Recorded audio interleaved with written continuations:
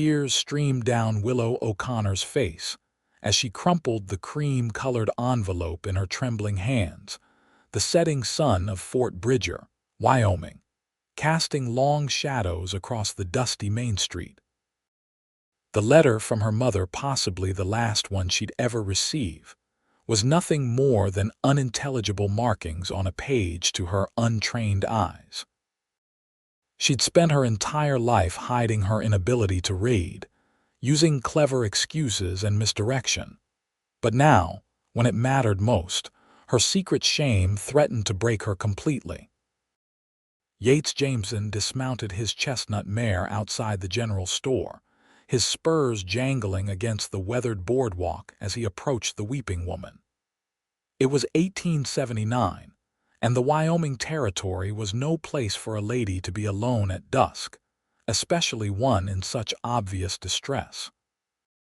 He removed his hat, revealing sun-bleached hair that curled slightly at the nape of his neck, and approached her with the gentle caution he typically reserved for spooked horses. "Beggin' your pardon, madam," he said softly, his voice carrying the subtle twang of Texas. "I don't mean to intrude, but is there something I might help you with?" Willow startled, quickly wiping away her tears with the back of her hand. She hadn't realized anyone was watching her moment of vulnerability. She straightened her posture, trying to reclaim her dignity, but the crumpled letter in her hand betrayed her continued distress. "It's nothing, sir," she replied, her voice catching. "Just family matters." Yates noted her swollen eyes and the way she clutched the letter like it was both precious and painful. "Sometimes a stranger's ears are the best kind," he offered, maintaining a respectful distance. "No judgment passed, just a moment's kindness between two souls passing through this world." Willow studied him carefully.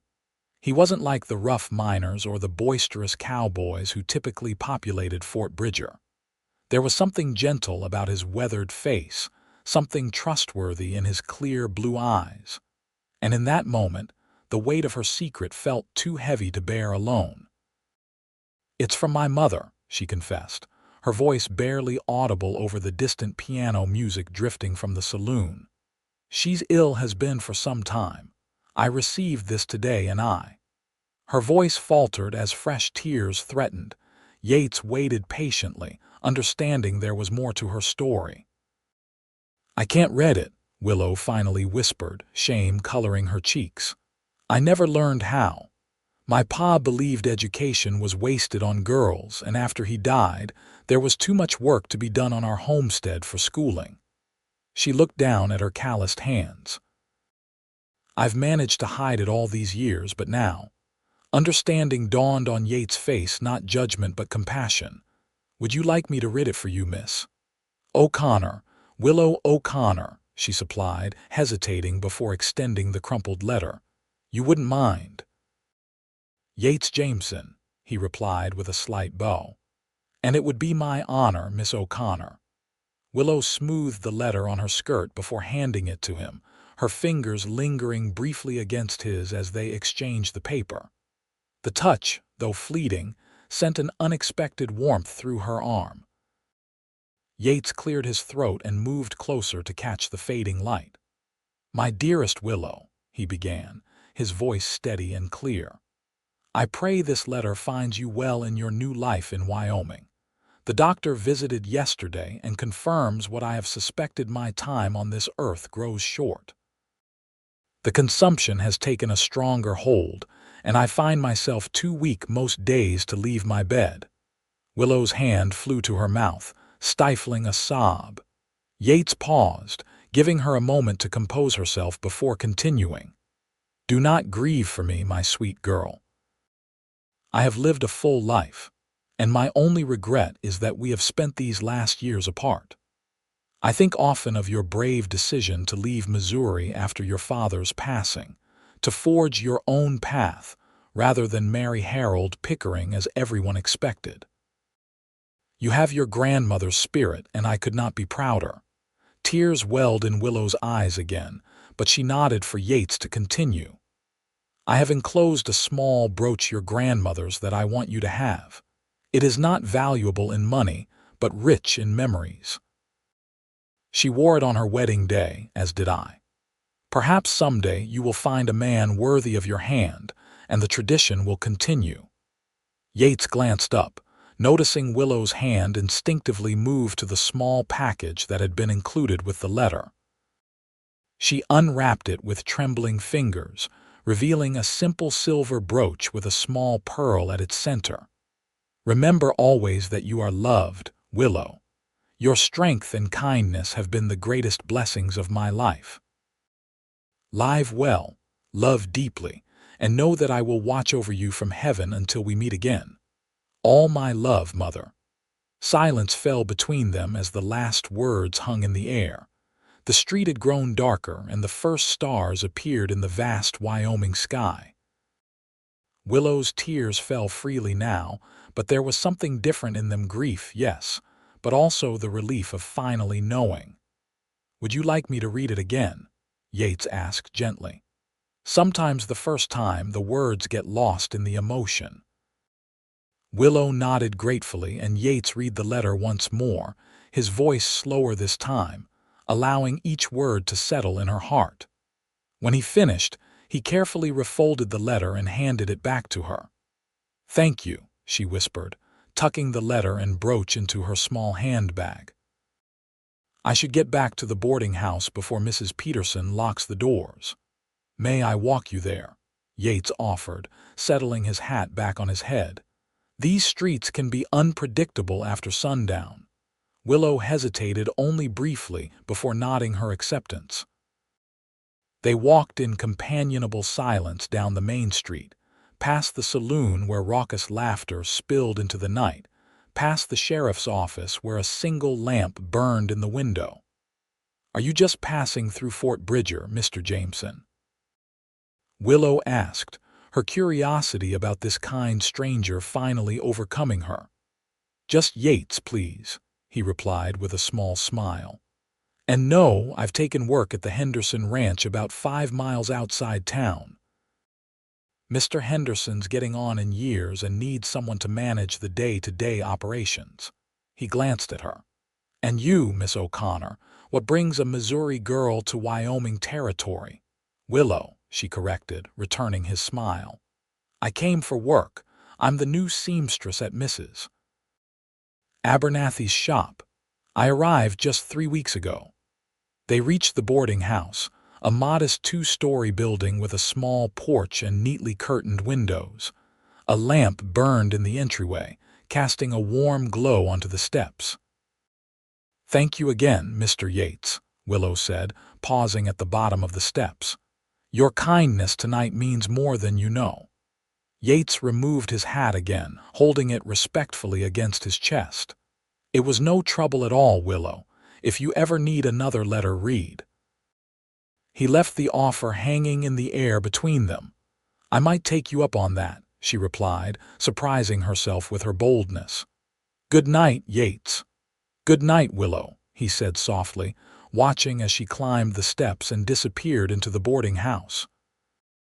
As Yates walked back to where he'd hitched his horse, he realized he was still holding his hat against his chest, like a young boy smitten for the first time. He chuckled to himself, wondering what old man Henderson would say if he could see his new ranch manager now, mooning over a girl he'd just met. But there had been something about Willow O'Connor, her vulnerability mixed with quiet strength. The way she'd trusted him with her secret that had touched something deep within him. Meanwhile, in her small rented room, Willow carefully placed her mother's brooch on the simple dresser and reread the letter in her mind, hearing Yates' voice saying the words. For the first time since receiving word of her mother's worsening condition, she felt a sense of peace. And inexplicably, her thoughts kept returning to the kind cowboy with the gentle eyes who had given her mother's words a voice. The next morning dawned bright and clear, the spring sunshine warming the streets of Fort Bridger as Willow made her way to Mrs. Abernathy's shop. Her steps were lighter than they had been in weeks, despite the sadness lingering in her heart. The knowledge contained in her mother's letter, painful though it was, had provided a certain clarity. Mrs. Abernathy greeted her with customary efficiency, handing over the day's work without preamble. Mrs. Mitchell's wedding dress needs final adjustments, and Sheriff Taylor brought in 3 shirts with torn seams. Said his wife's too busy with their new baby to mend them herself. Willow nodded, taking the garments to her workstation by the window where the light was best. As she threaded her needle, her thoughts drifted to Yates Jameson. Would she see him again? Fort Bridger wasn't a large settlement, but if he was working at the Henderson Ranch, his visits to town might be infrequent. "That's a pretty piece, Mrs. Abernathy remarked, noticing the brooch Willow had pinned to her collar that morning. "Silver with pearls, simple but elegant. It was my grandmother's," Willow explained, touching it gently. "My mother sent it to me." Mrs. Abernathy nodded approvingly. "Family heirlooms are precious things." "Speaking of family, a gentleman was asking after you this morning." Willow's needle paused mid-stitch. "A gentleman?" Tall fellow, Cowboy by the look of him. Polite, though removed his hat when he spoke. Said his name was Jameson. Willow felt a flush creep into her cheeks. "Did he say what he wanted?" "Just asked when you might be in. I told him you start at 8 sharp every day except Sundays." Mrs. Abernathy gave Willow a knowing look. "Friend of yours from back east?" "No, we just met yesterday," Willow replied, focusing intently on her stitching to hide her smile. "He was kind enough to assist me with a personal matter." Was all Mrs. Abernathy said before returning to her ledger, but Willow could feel the older woman's curiosity like a physical presence. The morning passed in a steady rhythm of needle and thread, the familiar work soothing Willow's mind. She was so absorbed in perfecting the delicate lace trim on Mrs. Mitchell's wedding dress that she didn't notice the shadow that fell across her workstation, until a throat cleared softly.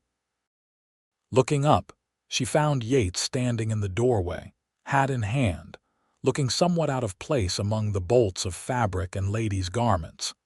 He'd clearly made an effort with his appearance. His shirt was crisp, his hair neatly combed, and his face freshly shaved.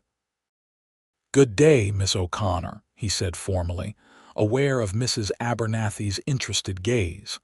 "I hope I'm not interrupting your work." "Not at all, Mr. Jameson," Willow replied, setting aside the wedding dress. "What brings you to Mrs. Abernathy's shop, in need of mending?" A smile tugged at the corner of his mouth. "No, madam. Actually, I'm here on an errand of a different sort." He glanced briefly at Mrs. Abernathy before continuing. "I wondered if you might allow me to escort you to dinner this evening. The hotel dining room serves a proper meal, not like the fare at the saloon." Willow felt Mrs. Abernathy's eyes on her, practically radiating approval. It had been years since anyone had asked to court her properly, not since Harold Pickering's persistent but unwelcome attentions back in Missouri.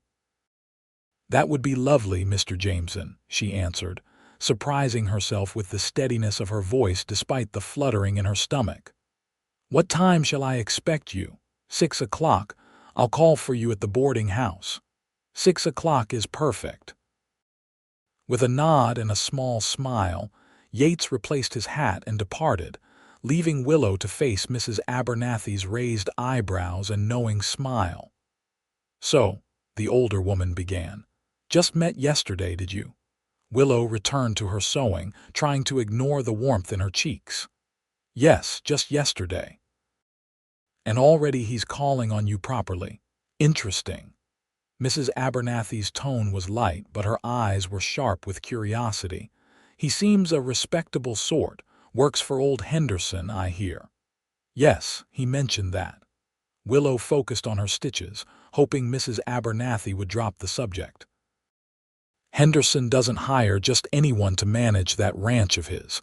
Man must have a good head on his shoulders." She paused, then added casually, "And he's not hard on the eyes either." Mrs. Abernathy, Willow exclaimed, finally looking up from her work. I hardly know the man. Which is precisely why dinner is a fine idea, the older woman replied with a chuckle. Time to remedy that situation. For the remainder of the day, Willow found it difficult to concentrate on her work. She pricked her fingers twice, something she hadn't done since she was a girl first learning to sew, and had to unpick an entire seam after realizing she'd sewn it crooked. By closing time, she was a bundle of nerves. Go on, Mrs. Abernathy said, shooing her toward the door. You'll need time to freshen up before your dinner engagement. Willow hurried back to the boarding house, her mind racing with thoughts of what to wear. Her wardrobe was practical rather than fashionable. She'd left most of her possessions behind when she fled Missouri, taking only what she could carry on the stagecoach. But she did have one dress slightly finer than the others, a deep blue calico with white piping that her mother had helped her make before she left home. Mrs. Peterson, the boarding house proprietor, raised her eyebrows when Willow mentioned her dinner plans, but offered the use of her mirror, and even a dab of rose water for behind her ears. Not that I encourage such frivolity, she said primly, but a respectable dinner at the hotel is a different matter than gallivanting at the saloon. At precisely 6 o'clock, a knock came at the boarding house door. Willow descended the stairs, conscious of her heartbeat quickening with each step. Yates stood in the entryway, hat in hand, looking up at her with an expression of quiet admiration that made her cheeks warm. You look beautiful, Miss O'Connor, he said simply. Thank you, Mr. Jameson. She touched her mother's brooch, pinned at her collar, drawing comfort from its familiar weight. Shall we go? The hotel dining room was the finest establishment in Fort Bridger, which wasn't saying much compared to larger cities, but it boasted real tablecloths and a waiter who wore a clean apron. Several heads turned as they entered. A young, unmarried woman dining with a gentleman was still noteworthy in the small community. Once they were seated, an awkward silence fell between them. Willow fidgeted with her napkin, suddenly conscious of how little they knew about each other despite the intimacy of their first meeting. I hope I wasn't too forward in asking you to dinner, Yates said finally. It's just that after last night I couldn't stop thinking about you, your situation, I mean, he corrected quickly. Your mother's letter, and I wanted to make sure you were all right. Willow's tension eased at his genuine concern. That's very kind of you. I am all right, better for knowing what my mother wanted to tell me, even if the news wasn't good. She paused, then added softly, Thank you again for reading it to me, twice. Most men wouldn't have taken the time. Most men haven't been in your position, Yates replied. When she looked at him questioningly, he continued, Not being able to read, I know something about that. You do? Willow leaned forward, surprised. I couldn't read until I was 15, he explained. Grew up on a small cattle spread in Texas. Too much work to be done, no time for schooling, same as your situation. But I had an accident, broke my leg badly. Was laid up for months with nothing to do. The ranch cook's wife took pity on me, taught me my letters and numbers while I was healing. That was fortunate, Willow said. I've never had such an opportunity. Yates studied her for a moment before saying carefully, I could teach you if you wanted. Willow's eyes widened. Teach me to read and write. It wouldn't be proper lessons like in a school, but the basics at least. He looked earnest now, leaning slightly across the table. Everyone should have the chance to read their own letters. The waiter arrived with their meal, momentarily interrupting the conversation. When he left, Willow considered Yates' offer. The thought of finally breaking free from the chains of illiteracy was tantalizing, but there were practical matters to consider. When would we have these lessons? I work 6 days a week, and Mrs. Peterson has strict rules about gentlemen callers at the boarding house. Yates considered this. Sunday afternoons, perhaps. We could meet somewhere public but quiet. The churchyard, maybe, after services. The idea of sitting beside Yates on a Sunday afternoon, his head bent close to hers as he guided her through the mysteries of letters and words, sent a pleasant shiver through Willow. People might talk, she said, though her tone suggested this wasn't necessarily an objection. Let them, Yates replied with a smile that crinkled the corners of his eyes. There's nothing improper about education. As they ate, their conversation flowed more easily. Yates told her about the Henderson Ranch, about the 50 head of cattle, and the plans for expansion. Willow shared stories of her life in Missouri, carefully editing out the darker parts: her father's temper, the desperation that had driven her to flee rather than marry Harold Pickering. "Why Fort Bridger?" Yates asked as they finished their apple pie.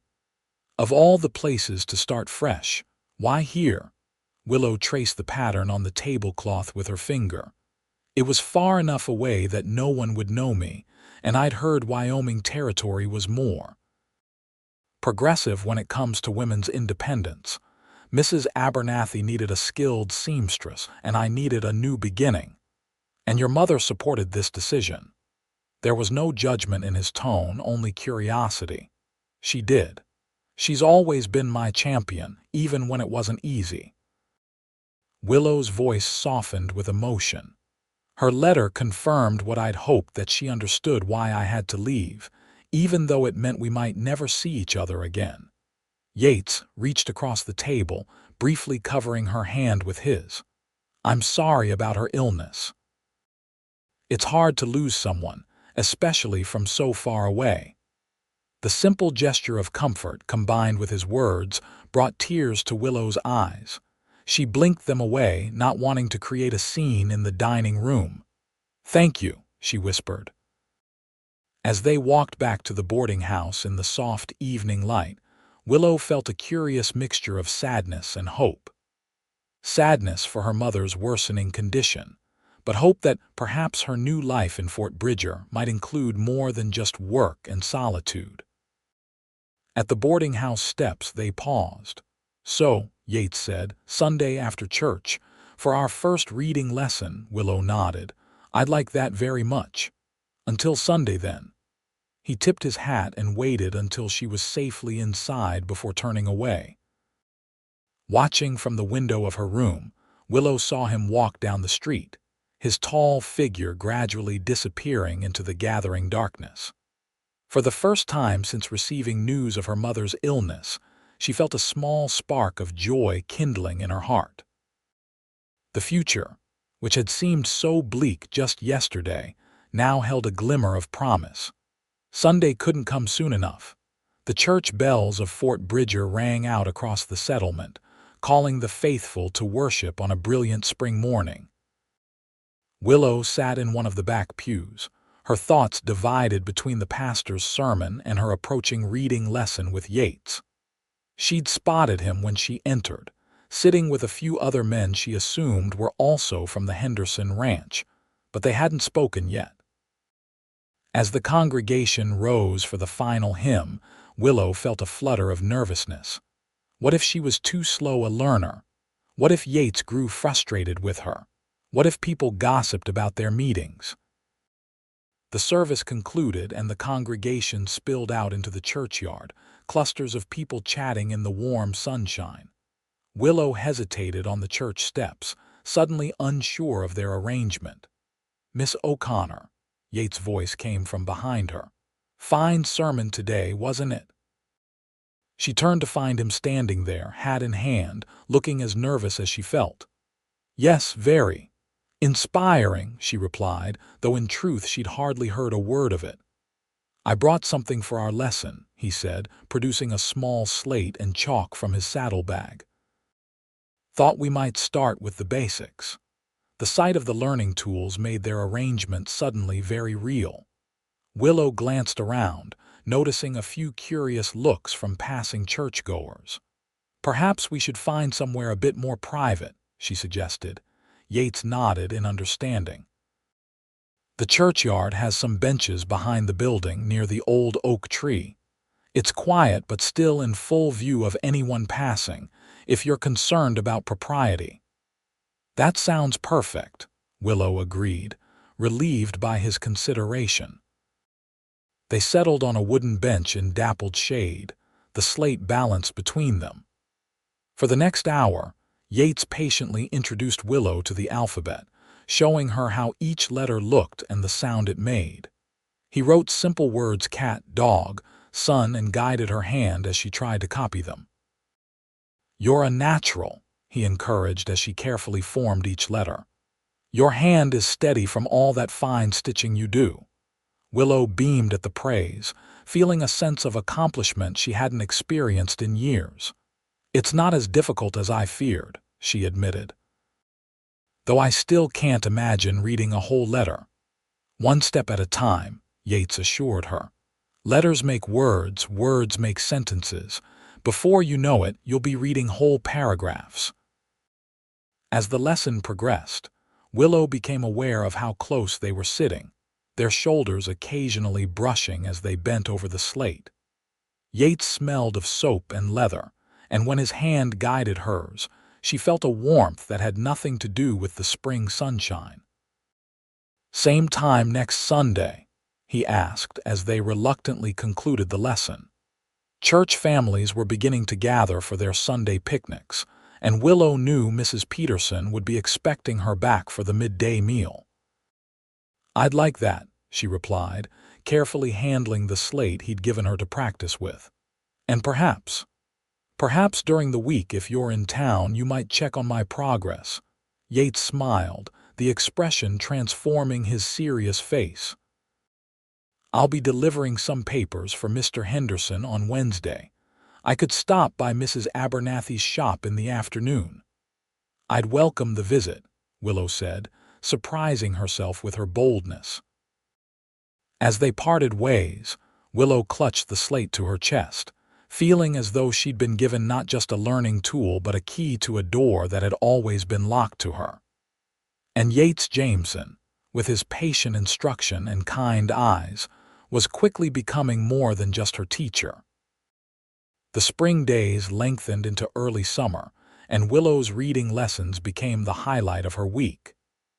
Every Sunday after church, they would meet in their spot behind the churchyard, where Yates would introduce new concepts, vowel sounds, consonant blends, simple sentences.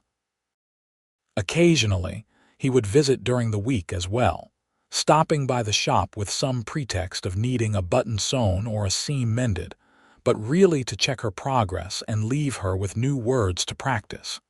Mrs.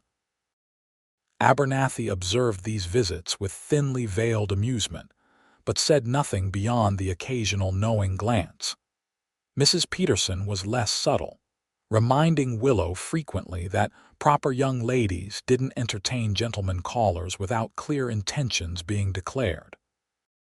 "He's teaching me to read, Mrs. Peterson," Willow explained one evening after a particularly pointed remark. "It's an education, not a courtship." The boarding house proprietor sniffed disapprovingly.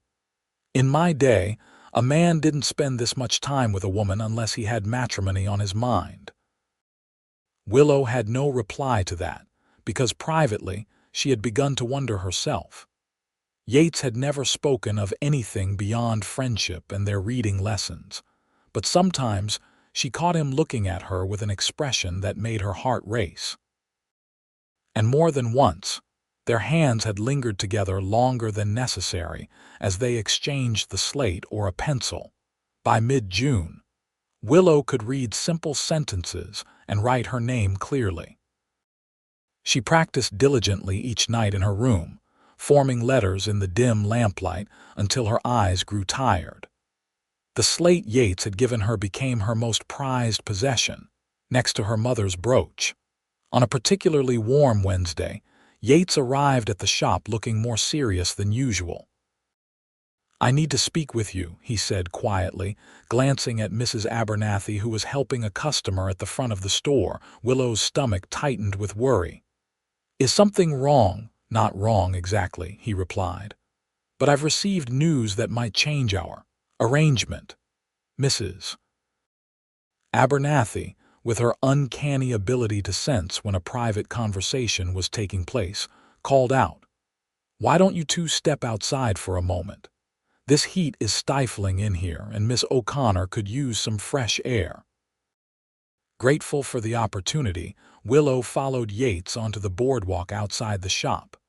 The main street was quiet in the afternoon heat, most people sensibly staying indoors until the temperature dropped. "What is it?" she asked once they were alone. "What's happened?" Yates removed his hat, running a hand through his hair in a gesture she'd come to recognize as a sign of his discomfort. "Mr. Henderson is sending me to Cheyenne on business. There's a cattle auction and he wants me to represent his interests." Cheyenne, Willow's heart sank. "For how long?" "At least 3 weeks, possibly a month."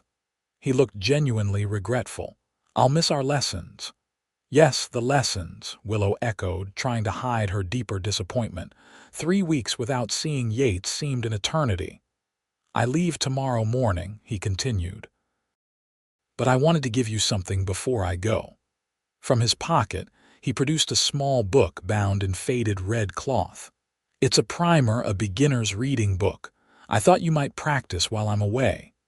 Willow took the book reverently, running her fingers over the embossed title.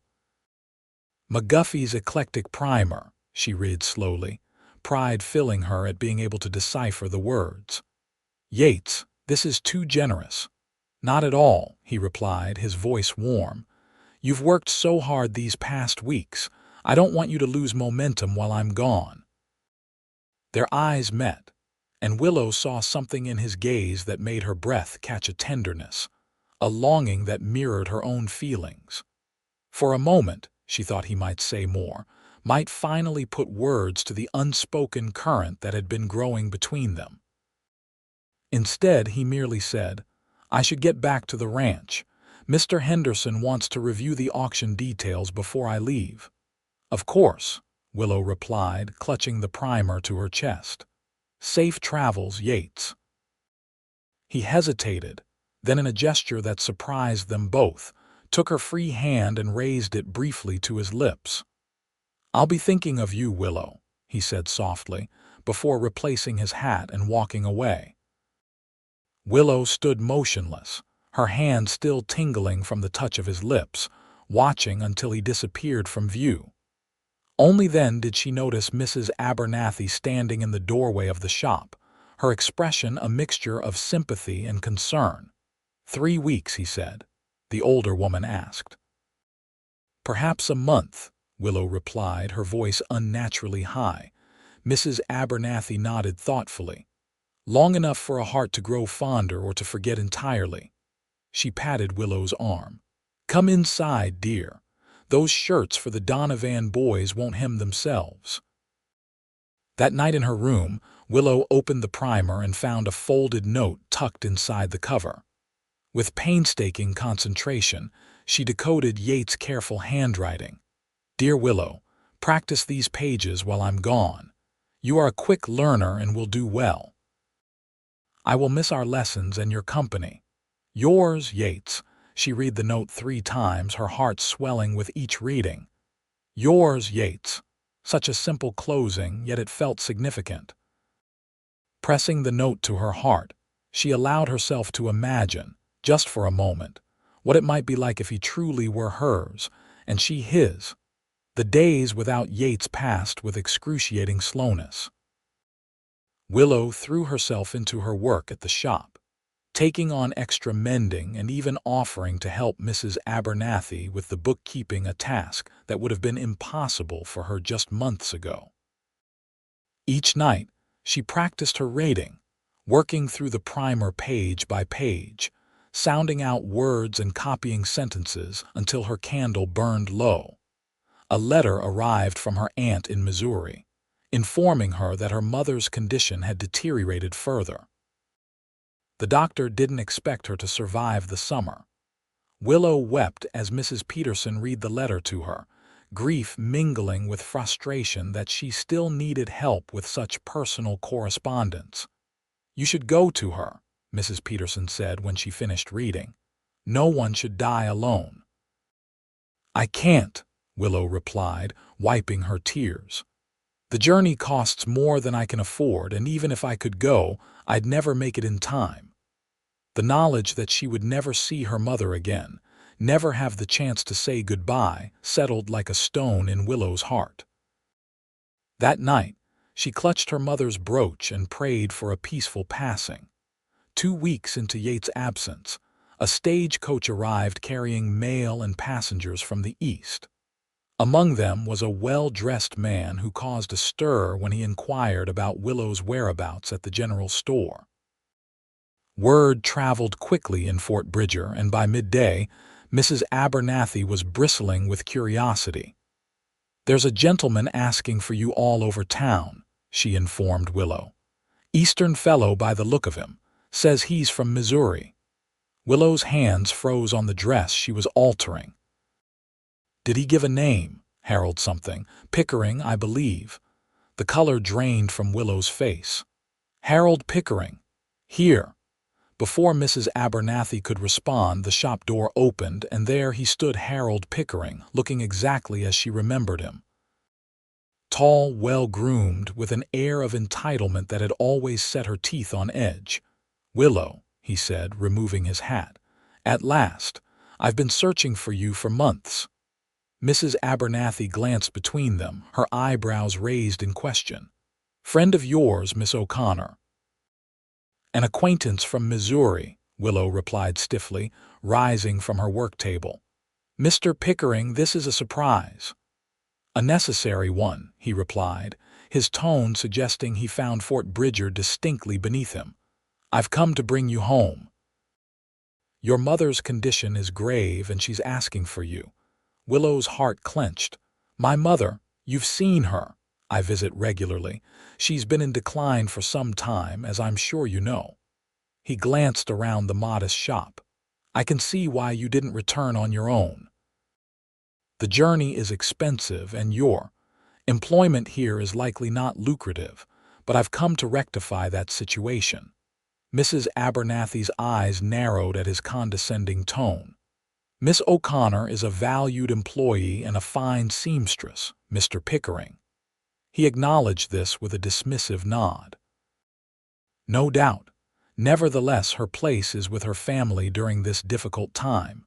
He turned back to Willow. "I've arranged everything. We'll leave on tomorrow's stagecoach.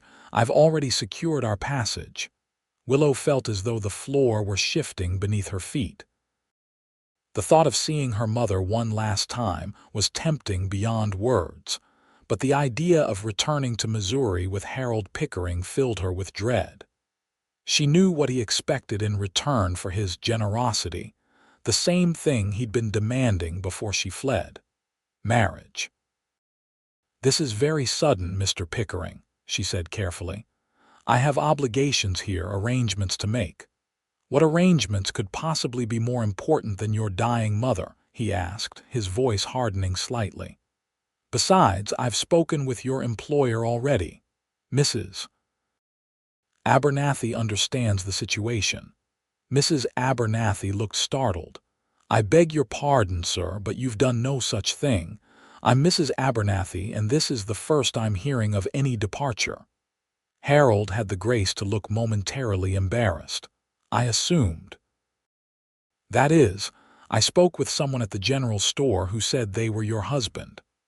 "My husband has been dead for 8 years, Mr. Pickering," Mrs. Abernathy replied coldly, "and I make all decisions regarding my business and my employees." An awkward silence fell. Willow's mind raced, trying to find a solution that would allow her to see her mother without placing herself in Harold's power. "I appreciate your concern for my mother, Mr. Pickering," she finally said, "and your generosity in offering passage, but I cannot leave so abruptly." "Perhaps in a few days." "Your mother may not have a few days," he interrupted, his tone sharpening. "And the next eastbound stage doesn't leave for a week after tomorrow's. It could be too late by then." The weight of this truth settled heavily on Willow's shoulders. If she missed this chance, she might never see her mother again. But returning with Harold would mean stepping back into the trap she'd worked so hard to escape. "I need time to think," she said finally. "Where are you staying?" "The hotel," he replied, clearly displeased with her hesitation. "But Willow, there's nothing to consider. Your mother is dying, you must come." "I'll give you my answer this evening," she promised, desperate for some space to think clearly. "Please, Harold, a few hours is all I ask." He studied her for a moment, then nodded reluctantly. "Very well. I'll expect you at the hotel dining room at 6. With a curt bow to Mrs. Abernathy, he departed, leaving a heavy silence in his wake. "Well," Mrs. Abernathy said after a moment, "that was interesting." Willow sank back onto her chair, her legs suddenly weak. "I don't know what to do," she whispered. Mrs. Abernathy pulled up a stool beside her. "Tell me about this Harold Pickering," she said gently, "and don't leave anything out." So Willow explained about Harold's persistent courtship after her father's death, about his friendship with the local sheriff, who had turned a blind eye when Harold's attentions grew too aggressive, about her desperate flight west when he'd threatened to claim what was his with or without a wedding.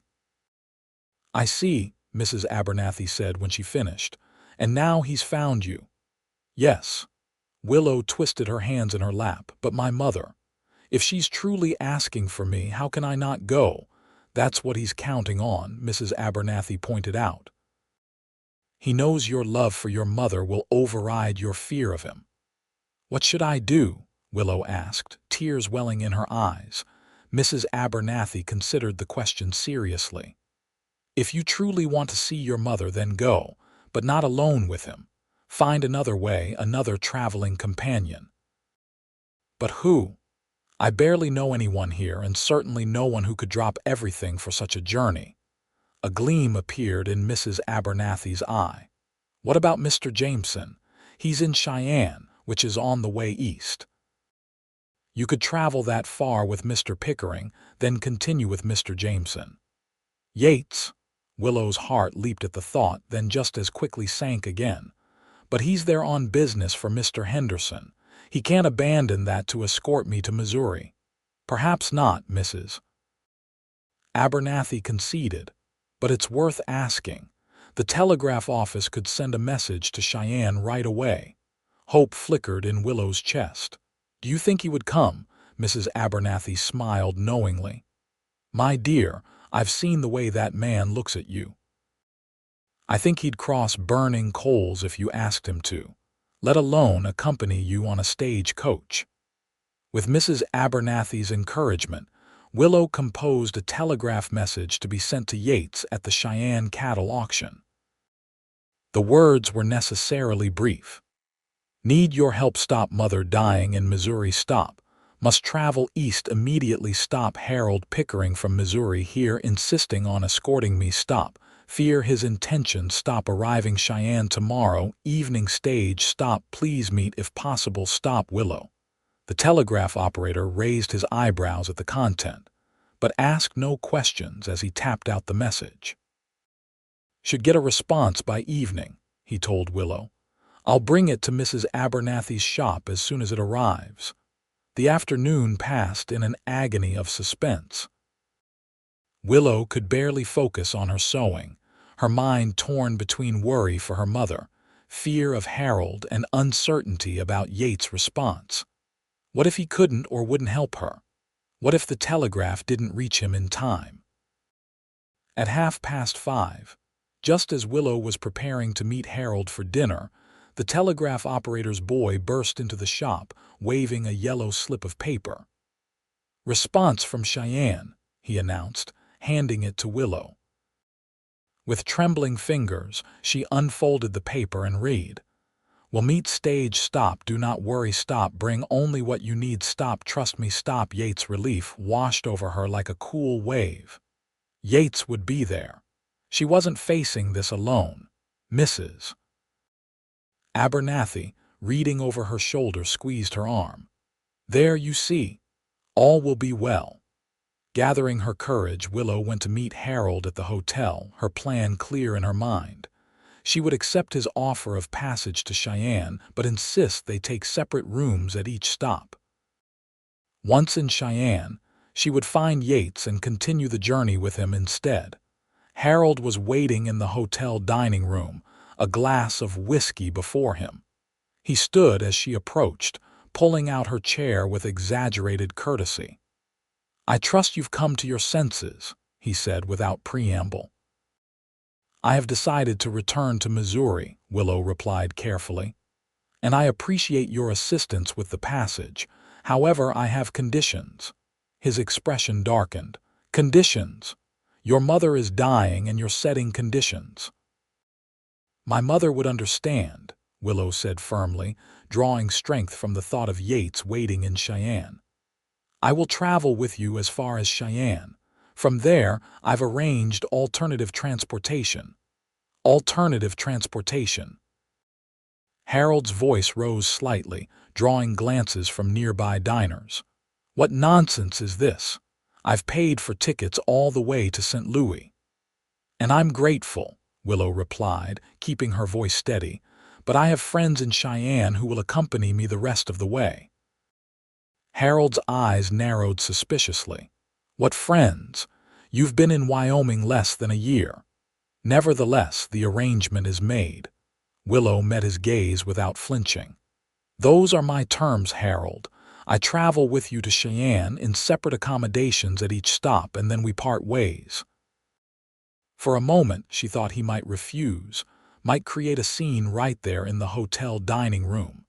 But Harold Pickering was always conscious of appearances, and several diners were already watching their exchange with interest. "Very well," he said finally, his voice tight with suppressed anger. "But this discussion isn't over, Willow. Not by a long shot."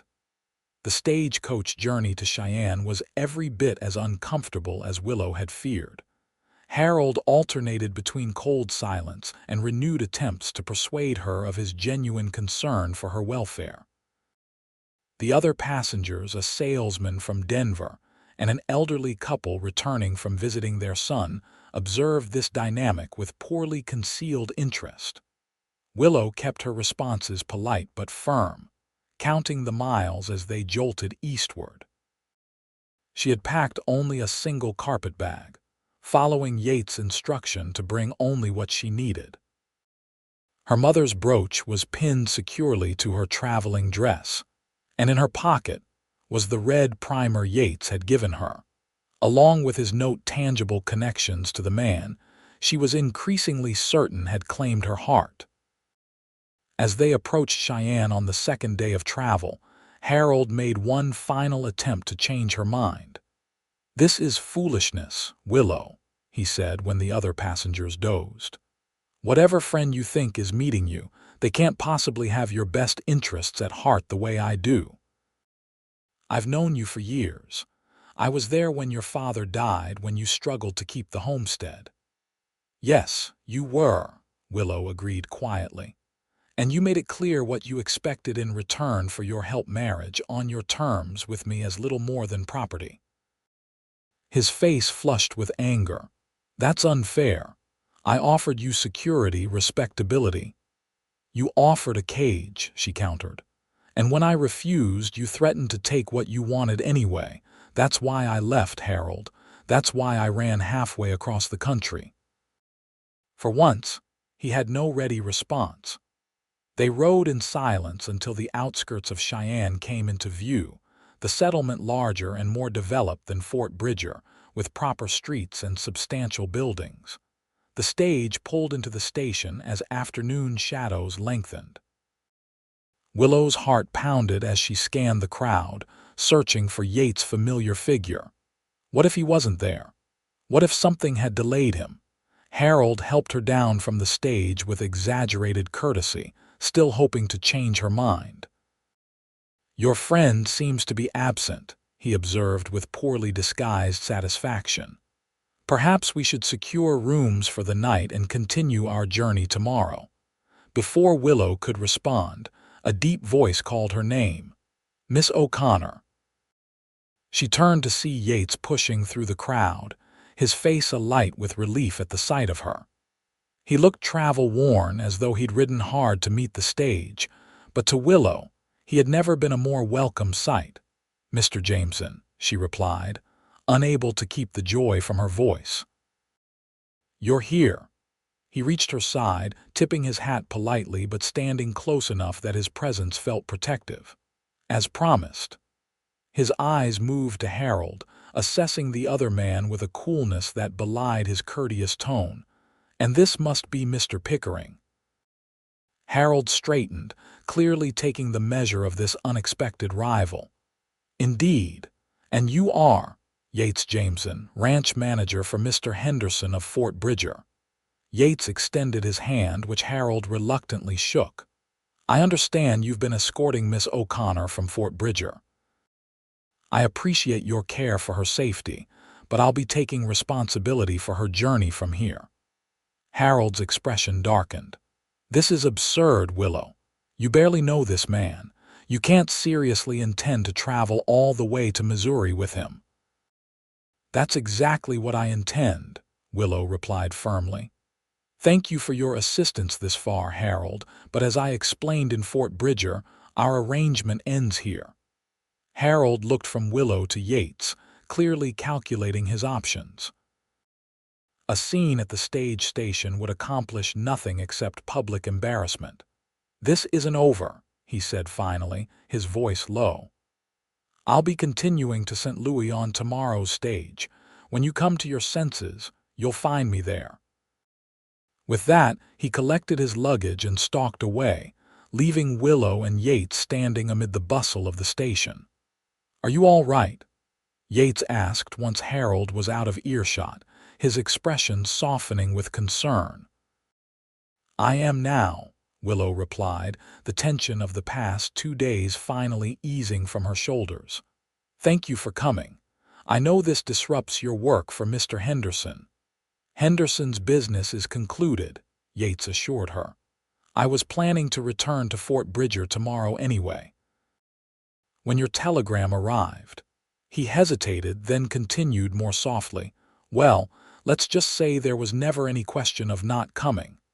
The simple statement warmed Willow more than any grand declaration could have. "My mother," she began, her voice catching. "She's dying, Yates. I need to get to Missouri as quickly as possible, but I couldn't. I couldn't go with him." "You don't have to explain," Yates said gently. "Not here anyway. I've secured rooms at a respectable boarding house nearby. We can talk there, make our plans." As they walked through the streets of Cheyenne, Willow felt a curious mixture of emotions: grief for her mother, relief at escaping Harold, gratitude for Yates' presence, and beneath it all, a growing certainty about her feelings for the man beside her. In the midst of crisis, one thing had become crystal clear. She had fallen in love with Yates Jameson. The boarding house was a modest but clean establishment run by a no-nonsense widow named Mrs. Thornton. Yates had secured 2 rooms, one for Willow and one for himself, with a small sitting room between them that they could use for planning. "The eastbound train leaves tomorrow morning," Yates explained as they sat in the sitting room after a simple supper. "It's faster than the stage, though not as direct. We'll need to change trains in Denver and again in Kansas City." Willow nodded, tracing the pattern on the arm of her chair. "I've never been on a train before," she admitted. "It's noisy and the seats aren't the most comfortable for long journeys, but it'll get us to Missouri faster than any stage," Yates replied. He hesitated, then asked gently, "Do you want to tell me about your mother and about Harold Pickering?" So Willow explained everything about her mother's long illness, about Harold's unwanted advances after her father's death, about her desperate escape to Wyoming. "I never thought he'd follow me this far," she concluded, "but I should have known he wouldn't give up easily. Harold has always seen me as something he's entitled to possess." Yates' expression had darkened as she spoke. "Men like that don't change," he said quietly, but you don't have to face him alone anymore." There was something in his voice, a protectiveness, a determination that gave Willow courage to ask the question that had been on her mind since receiving his telegram. "Why did you come, Yates, truly?" He looked at her for a long moment, his eyes revealing emotions he had carefully kept hidden during their reading lessons.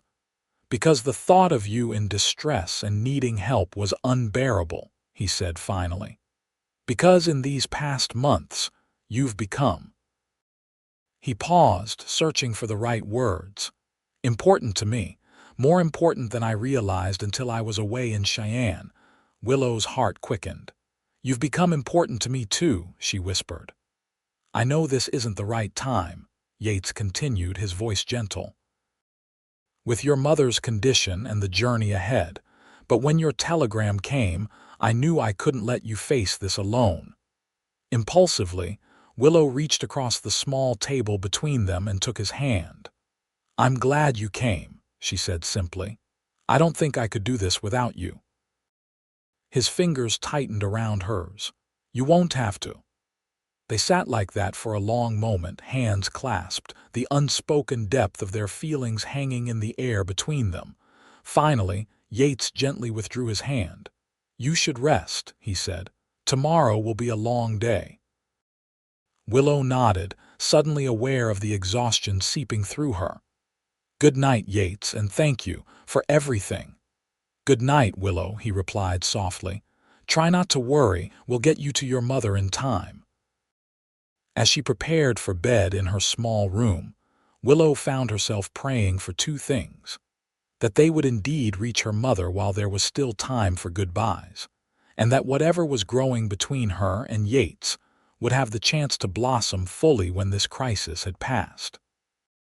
The journey east was a blur of railroad stations, changing trains, brief nights in unfamiliar boarding houses, and endless hours of watching the landscape transform outside the train windows. The vast open spaces of Wyoming gave way to the rolling farmland of Nebraska, then the fertile fields of Missouri.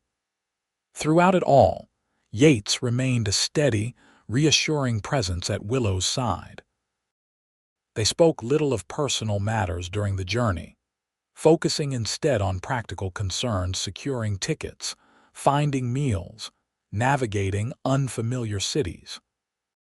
But Willow was acutely aware of the small ways Yates showed his care for her, ensuring she had the more comfortable seat by the window, procuring books and newspapers to help pass the time, gently waking her when she dozed off with her head against his shoulder. On the fourth day of travel, they arrived in Jefferson City, the nearest railroad station to Willow's hometown of Oakdale. From there, they took a hired wagon for the final 20 miles, the familiar landscape of Willow's childhood rolling past with increasing recognition. "It's strange," she commented as they approached Oakdale. "I was so desperate to escape this place, yet it still feels like home in some ways." Yates, who had been quiet for much of the final leg of their journey, studied the peaceful farmland around them. "It's beautiful country," he observed. "Different from Wyoming, but beautiful in its own way." "Yes," Willow agreed. "Though I don't regret leaving." She glanced at him. "If I hadn't, I would never have met you." A smile touched his lips. "Then I'm grateful for your adventurous spirit, Miss O'Connor." The wagon driver, a local man who had recognized Willow immediately. "Why, you're Eliza O'Connor's girl, ain't you?" Turned onto a narrow dirt road leading to a modest farmhouse set back among ancient oak trees. "Here we are," he announced. "The old O'Connor place. Though it's technically the Lawson place now, I suppose, since your ma sold it to Jacob Lawson after you left." Willow's heart clenched at the sight of her childhood home. "My mother isn't here." "No, she's staying with your Aunt Martha in town," the driver explained. "Has been since she took ill last winter, didn't you know?" I've been away," Willow replied, her voice small. "Can you take us to my aunt's house instead?" "Course I can. It's on Maple Street near the church." As they turned back toward town, Willow's anxiety increased. Would they arrive in time? Would her mother recognize her? And what would the people of Oakdale think of her return after her scandalous departure, accompanied by a man who was neither husband nor relative? Aunt Martha's house was a neat white clapboard structure with green shutters and a well-tended garden. As the wagon pulled up, the front door opened, and a plump woman in her 50s emerged onto the porch, shading her eyes against the late afternoon sun. "Willow," she called uncertainly. "Willow O'Connor, is that you?" "It's me, Aunt Martha," Willow replied, accepting Yates' help down from the wagon. "I came as soon as I heard how bad Mother's condition had become." Aunt Martha hurried down the steps, enveloping Willow in a tight embrace that smelled of lavender and baking bread. "Thank the Lord," she murmured. "Your mother's been asking for you every day. I was afraid." She trailed off, noticing Yates for the first time. "And who might this gentleman be?" "This is Mr. Yates Jameson," Willow explained. "A dear friend from Wyoming who escorted me on the journey." "Yates, this is my aunt, Mrs. Martha Prentice." Yates removed his hat. "Madam, it's a pleasure to meet you, though I wish it were under happier circumstances." Aunt Martha studied him with frank curiosity. "Indeed, Mr. Jameson. We're grateful for your assistance in bringing our Willow home safely." She turned back to her niece. "Your mother's resting now, but she's been having good days and bad. Today's been one of the better ones, thank the Lord." "Can I see her?" Willow asked anxiously. "Of course, dear." "Let me just prepare her first." She glanced at Yates again. "Mr. Jameson, you must be tired from your journey. Please, come inside and rest while Willow visits with her mother." The interior of Aunt Martha's house was cool and dim after the bright sunlight outside. While Aunt Martha went to prepare Eliza O'Connor for her daughter's visit, Yates and Willow waited in the parlor, the ticking of a grandfather clock marking the moments. "Would you like me to wait outside?" Yates asked quietly. "This is a private family matter." Willow shook her head. "No, please stay. I might need your strength later." Before he could respond, Aunt Martha reappeared in the doorway. "She's awake and eager to see you, Willow. Don't be shocked by her appearance. The consumption has taken its toll." Steeling herself, Willow followed her aunt down a short hallway to a bedroom at the rear of the house. The curtains were partially drawn, casting the room in a soft, diffused light. In the center was a bed, and in it lay a figure so thin and frail that Willow barely recognized her mother. "Mama," she whispered, approaching the bedside. Eliza O'Connor's eyes fluttered open, the same deep blue eyes that Willow saw in her own mirror, now set in a face ravaged by illness. "Willow," she breathed, her voice barely audible. "My sweet girl, you came." Willow knelt beside the bed, taking her mother's skeletal hand in hers. "Of course I came, as soon as I heard how ill you were." A ghost of a smile touched Eliza's pale lips. "Harold found you then, in Wyoming." "Yes," Willow admitted, deciding this wasn't the moment to explain the full circumstances. "He told me you were asking for me." "I've been asking for you since you left," Eliza replied, a hint of her old spirit brightening her eyes. "But I understood why you had to go. Harold." She paused, gathering strength. "Harold wasn't my choice for you, never was. Your father arranged it before he died." This was news to Willow. "Father arranged my marriage to Harold," Eliza nodded weakly. "He owed Harold's father money, lots of money. The marriage was to clear the debt. I tried to stop it after your father died, but Harold wouldn't release the debt." She squeezed Willow's hand with surprising strength. "I was proud of you for running, proud you chose freedom." Tears filled Willow's eyes. "I thought you might be angry or disappointed." "Never," Eliza whispered. "Never disappointed in you." Her gaze moved beyond Willow. "Who is that man I saw arrive with you? Not Harold." "No, not Harold," Willow confirmed. His name is Yates Jameson. He's a friend from Wyoming who helped me get here. A knowing look crossed Eliza's wasted features. Just a friend. Despite the gravity of the situation, Willow felt a blush warm her cheeks. For now, she admitted. But perhaps something more in time. Eliza smiled, a real smile that momentarily transformed her face back into the mother Willow remembered. Good, you deserve happiness, my sweet girl. She closed her eyes briefly, the small conversation having exhausted her. Will you stay a while? There's so much I want to know about your life in Wyoming. I'll stay as long as you need me, Mama, Willow promised, brushing a strand of hair from her mother's forehead. And I have so much to tell you. I'm learning to read, Mama. Yates has been teaching me. Eliza's eyes widened with joy. Truly? Oh, Willow, that's wonderful. I always regretted not insisting on education for you despite your father's objections. It's not too late, Willow assured her.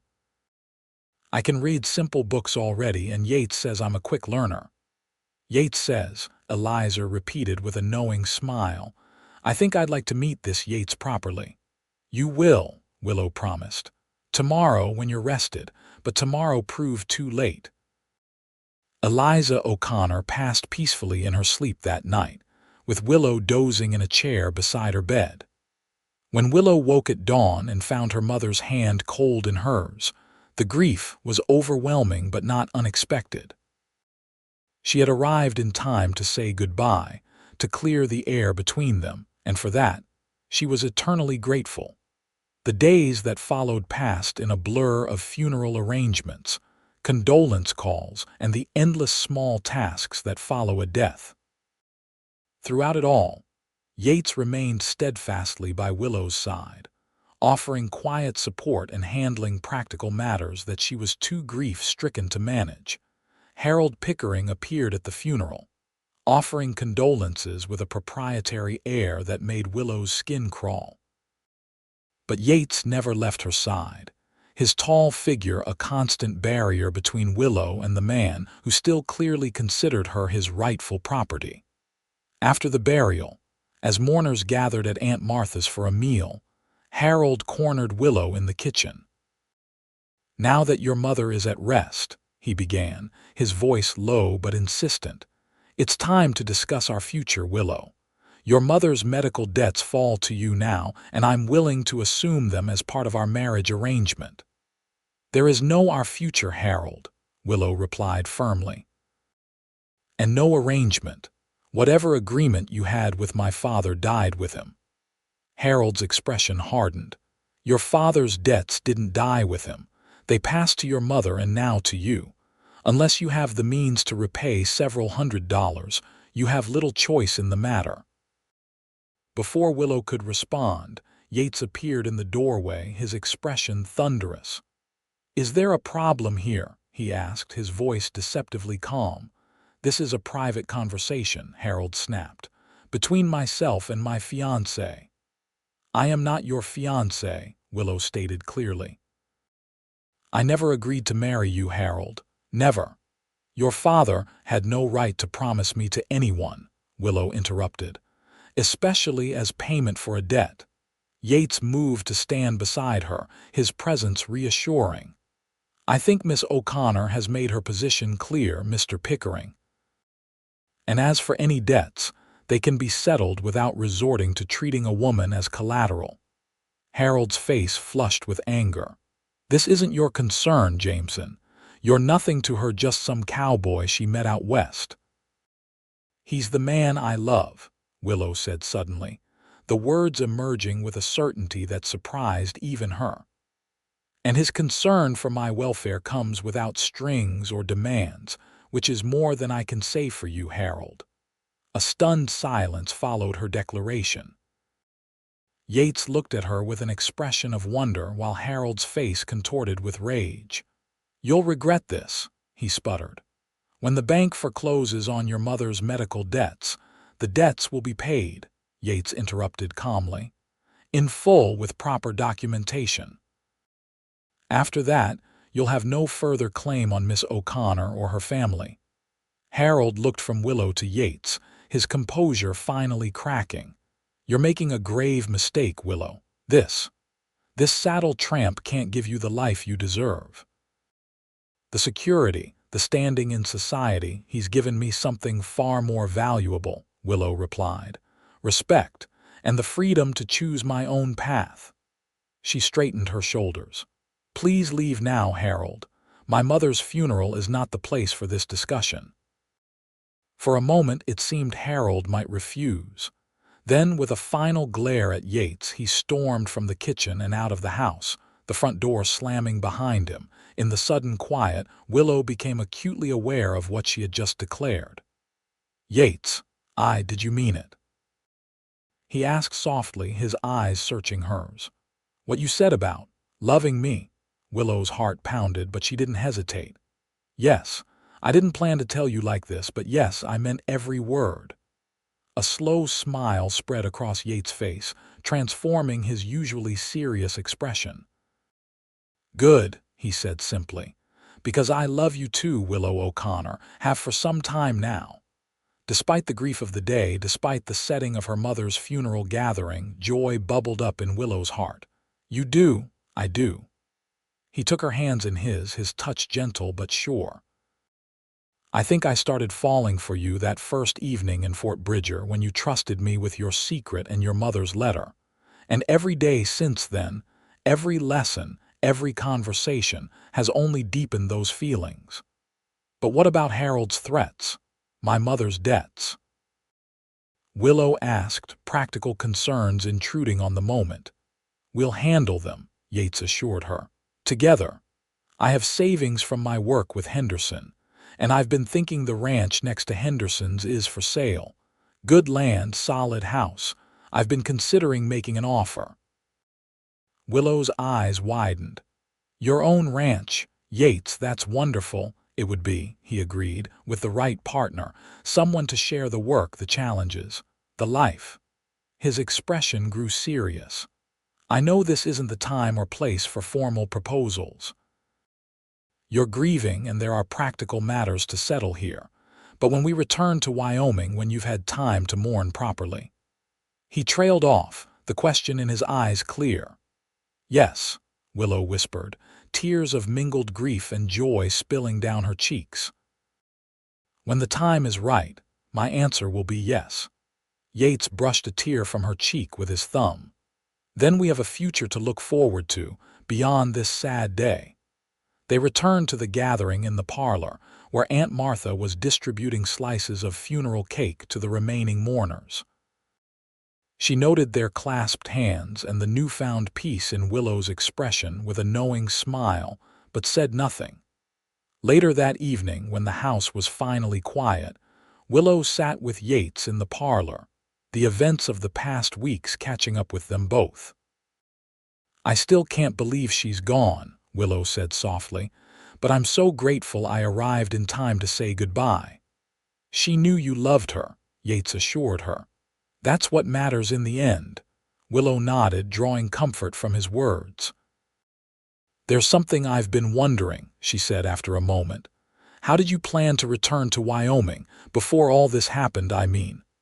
"By train, same as we came," Yates replied. "Why do you ask?" "Because I'm wondering how we'll get back now," Willow explained. "With two of us." "Will Mr. Henderson expect you back soon?" Yates considered this. "He gave me leave to be gone a month if needed. We've been away just over 2 weeks now. There's time yet before I'm expected back." He studied her face. "Are you ready to return so soon?" "Your aunt might appreciate your company for a while longer." Willow shook her head. "Aunt Martha has her church friends and her routines. She'll be fine, and I feel like my life is in Wyoming now. With you," she added softly. "Then we'll return as soon as you're ready," Yates decided. "But there's no rush. We should make sure your mother's affairs are in order first." The next morning brought an unexpected development. Aunt Martha presented Willow with a small tin box that had belonged to Eliza. "Your mother wanted you to have this," she explained. She was most insistent about it.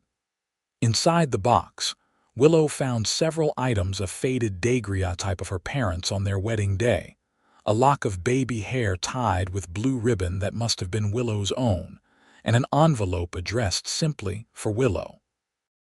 With trembling fingers, Willow opened the envelope and removed a letter.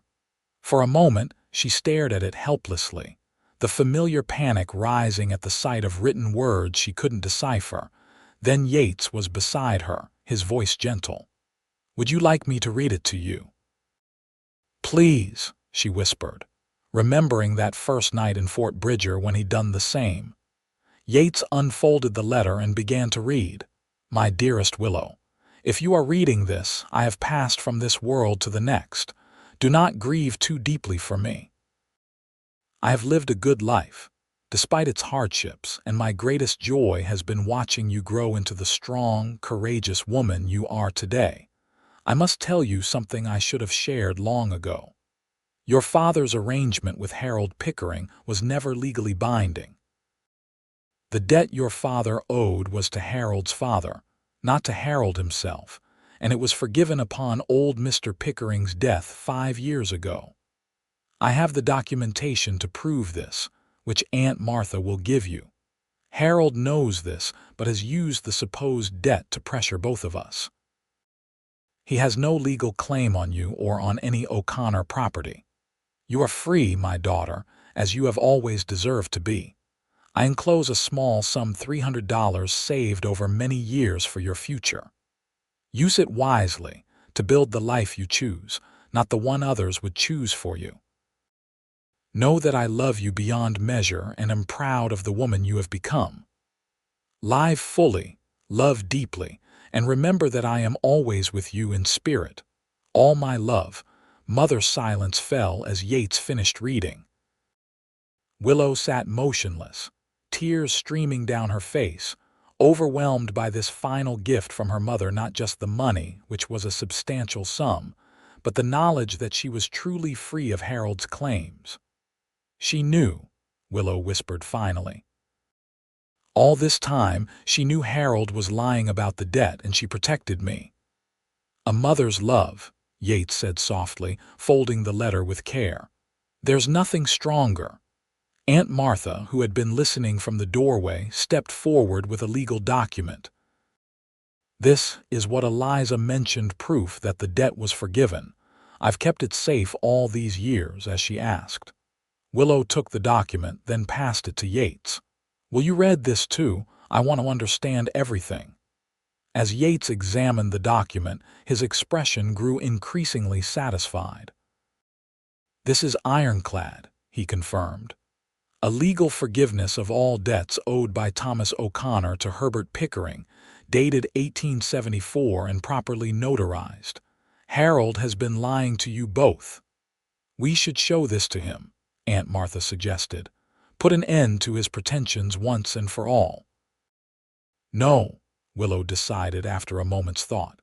"Let him think what he will. We're returning to Wyoming, and I never intend to see Harold Pickering again. This document is for our peace of mind, not his." Yates squeezed her hand, his eyes reflecting approval of her decision. "What will you do with your mother's gift?" he asked. Willow considered the question. "Invest in our future," she said finally, meeting his gaze. "In that ranch you mentioned, a place of our own." "Our own," Yates repeated, the words carrying the weight of a promise. 2 days later, with her mother's affairs settled and goodbyes said to Aunt Martha, Willow and Yates boarded the westbound train. As the Missouri landscape rolled past the window, Willow felt a curious mixture of sadness and anticipation, grief for what was lost, hope for what was to come. "What are you thinking?" Yates asked, noticing her pensive expression. "About journeys," she replied. "How I left Missouri in secrecy and fear, and now I'm leaving again, but everything is different. I'm different." "How so?" he prompted. Willow considered this. "I'm stronger. More certain of myself and what I want." She looked at him. "And I'm not alone anymore." Yates took her hand, his fingers interlacing with hers. "No, you're not alone, and you never will be again if I have any say in the matter." The return journey to Wyoming passed more swiftly than their eastward travel, perhaps because there was no anxiety driving them forward, only the promise of a future together pulling them home. They spent the hours reading together, Willow practicing her newly acquired skills with newspapers purchased at station stops, Yates patiently helping her with difficult words. In Denver, during a day-long layover between trains, Yates disappeared on a mysterious errand, returning with a small package that he refused to explain. "You'll see," was all he would say when Willow questioned him. They arrived back in Cheyenne exactly 3 weeks after they had left Fort Bridger. Rather than continuing immediately to Fort Bridger, Yates suggested they stay a night in Cheyenne. "There's something I want to show you," he explained cryptically. That evening he took her to a small restaurant near the train station, more elegant than any place they'd dined before. A single rose in a vase adorned their table, and the waiter treated them with deferential courtesy. "What's the occasion?" Willow asked, both pleased and puzzled by the special treatment. "Do I need an occasion to treat the woman I love to a nice dinner?" Yates countered, but there was a nervousness about him that Willow had never seen before. After their meal, as they lingered over coffee, Yates finally reached into his pocket and withdrew the small package he'd acquired in Denver. "I've been carrying this since Denver, waiting for the right moment," he explained. "I think this is it." He slid the package across the table to Willow. With curious fingers, she unwrapped it to find a small velvet box. Inside was a ring, a simple gold band set with a small pearl that reminded her instantly of her mother's brooch. "I noticed how much you cherish your mother's brooch," Yates explained, his voice husky with emotion. "I thought you might like a ring that echoes its design. The pearl reminded me of you, something beautiful created through patience and time." Tears welled in Willow's eyes as she looked from the ring to Yates. "It's perfect," she whispered. Yates took her hand across the table. "I know we agreed to wait, to give you time to mourn. But these past weeks, facing danger and grief together, have only confirmed what I already knew, that I want to spend my life with you, Willow O'Connor. I want to build a home with you, have a family with you, grow old with you." His eyes held hers, earnest and full of love. "Will you marry me?" "Yes," Willow answered without hesitation, her heart too full for more elaborate words. "Yes, Yates, I will." He slipped the ring onto her finger, a perfect fit, then raised her hand to his lips. "I promise to love you always," he said softly, "to protect you, support you, and help you achieve all your dreams." "Including learning to read?" Willow asked with a watery smile. "Especially that," he agreed. "Though you're making such progress, you'll be reading novels to me before long." The next morning they took the stage back to Fort Bridger, Willow's new ring catching the sunlight as they traveled. She found herself constantly glancing at it, this tangible symbol of the future they would build together. Fort Bridger looked exactly as they had left it, the same dusty Main Street, the same buildings, the same rhythm of frontier life. Yet for Willow, everything had changed.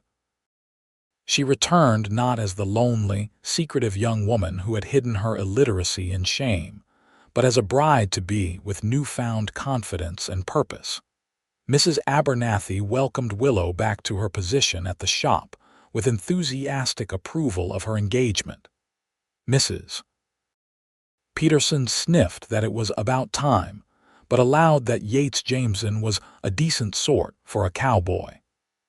And Mr. Henderson, after a lengthy private conversation with Yates, gave his blessing for his ranch manager to purchase the neighboring property. Henderson's even offered to help with the financing, Yates told Willow excitedly after meeting with his employer. "Says he'd rather have me as a neighbor than some unknown quantity from back east." The wedding was set for October, giving them time to prepare the ranch house for habitation, and for Willow to complete a proper wedding dress. In the meantime, their Sunday reading lessons continued, now held on the porch of their future home instead of behind the churchyard. By the time their wedding day arrived, Willow could read simple stories independently and write clear, if basic, letters. Her first complete letter was to Aunt Martha, proudly written in her own hand, inviting her to the wedding. Though Aunt Martha couldn't travel such a distance, she sent a warm letter of congratulations and a beautiful quilt as a wedding gift. The ceremony was held in the Fort Bridger church, with most of the settlement in attendance. Willow wore her mother's brooch, pinned to her wedding dress, a gown of ivory satin with delicate lace trim that showcased her considerable skill as a seamstress. Yates, in a new suit purchased for the occasion, watched her walk down the aisle with an expression of such love and wonder that many of the ladies in attendance dabbed at their eyes. "I never thought I'd find this," Willow whispered to him as they shared their first dance as husband and wife at the celebration afterward. "A man who values me for myself, who encourages me to grow and learn. And I never imagined finding a woman with your courage and determination," Yates replied, holding her close as they moved to the music. "You've changed my life, Willow Jameson." The name, heard for the first time, brought fresh tears of joy to Willow's eyes. "Say it again," she requested softly. "Willow Jameson," he repeated, his voice husky with emotion. "My wife." Their new home was modest but comfortable, a solid 2-story house with a wide porch and room to grow. Together they worked the land, gradually expanding their herd and improving the property. Yates handled the cattle and the business affairs, while Willow managed the household and created a thriving kitchen garden that was the envy of neighboring ranches. Their reading lessons continued, evolving from basic literacy to a shared love of books. They established a ritual of reading together in the evenings, taking turns with increasingly complex material. By their first anniversary, Willow could read her mother's letters independently, though she still treasured the memory of Yates reading them to her that first night in Fort Bridger. In the spring of their second year of marriage, their joy was completed by the birth of a son, whom they named Thomas Elijah Jameson Thomas, for Willow's father, and Elijah for Yates' grandfather. The baby had Willow's blue eyes and Yates' determined chin, a perfect blend of both parents. "He's beautiful," Yates whispered, cradling his newborn son with awe. "Perfect, just like his mother." "Not perfect," Willow corrected with a tired smile, "but loved, so very loved. As young Thomas grew, so did the Jameson ranch." By his third birthday, they had tripled their original herd and added 2 hired hands to help with the expanding operation. Willow had become known throughout the area for her fine needlework, taking special commissions for wedding gowns and christening gowns that supplemented the ranch's income. On the 5th anniversary of their meeting, Yates surprised Willow with a special gift, a small library built onto their home, with shelves of books and a comfortable reading corner. "For my scholar," he said, presenting her with the key, "and for our children." "Children?" Willow questioned, emphasizing the plural. Yates grinned. "Well, Thomas will need siblings someday, won't he?" As if on cue, Willow placed his hand on her still flat stomach. "Sooner than you might think," she said with a radiant smile. "Come January, Thomas will have a brother or sister." Yates whooped with joy, lifting her into his arms and spinning her around the new library. "Another blessing," he exulted. "Another chapter in our story." Later that evening, as they sat together in their new library, Thomas asleep upstairs, Willow reflected on the journey that had brought them to this moment. "Do you ever think about that first night," she asked, "when you found me crying over my mother's letter?" "Often," Yates admitted, his arm warm around her shoulders. I thank God every day that I decided to stop in Fort Bridger that evening instead of riding straight back to Henderson's ranch. And I thank God for my illiteracy, Willow said with a soft laugh. Without it, I might never have needed your help, never have known you beyond a passing acquaintance. We would have found each other somehow, Yates said with conviction. Some things are meant to be, regardless of the path. Willow laid her head on his shoulder, content in the knowledge that their story, which had begun with tears and a letter she couldn't read, had led to a life richer and more fulfilling than she could have ever imagined. Their home, their children, their love, all of it built on that first act of kindness, when a cowboy had stopped to help a crying woman and had read her mother's letter not once, but twice. "Read to me," she asked, just as she had that first night, though now the request was born of love rather than necessity. "Always," Yates replied, opening the book they had been sharing. His voice, warm and familiar, filled their cozy library as he began to read, his free hand resting protectively over the new life growing within her, another chapter in their continuing story. Outside, the Wyoming night settled over the Jameson ranch, stars appearing one by one in the vast sky. Inside, surrounded by books and love, Willow closed her eyes and listened to her husband's voice, grateful beyond measure for the twist of fate that had brought them together, and the courage that had allowed them to build this life word by word, day by day, year by year together.